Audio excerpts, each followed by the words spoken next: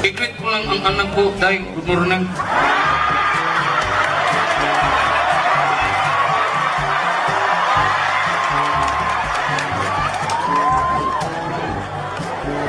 Ngayon si Inday, mabait yung batang yan. Katulad yan sa ama. Tinubit ang itong inon.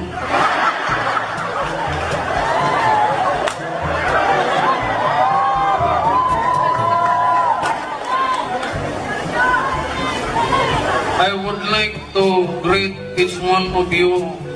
Good morning.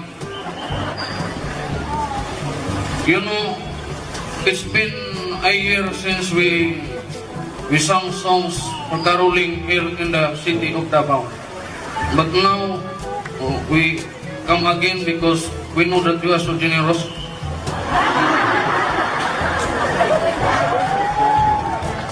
Basin may lang mo palagpag, di mo pupi aha.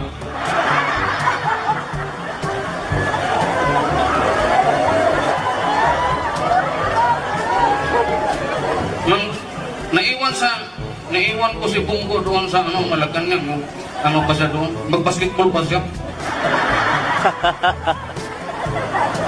By the way, let's go back to our point here, you know. Madam Day.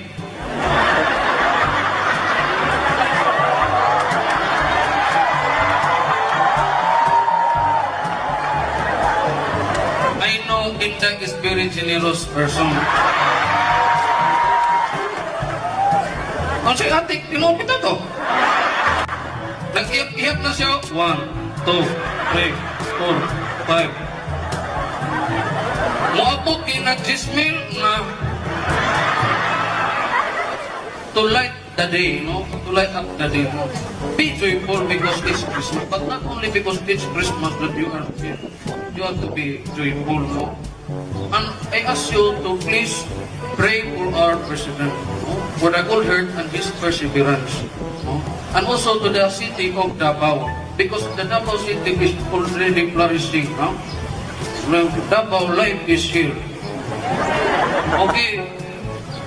So, sabayin ko niyo, ingon nga Davao life is here. 1, 2, ready, go. Iya, ram. Husga ninyo. Kulbaan po ko, abin ko, sniper na ko.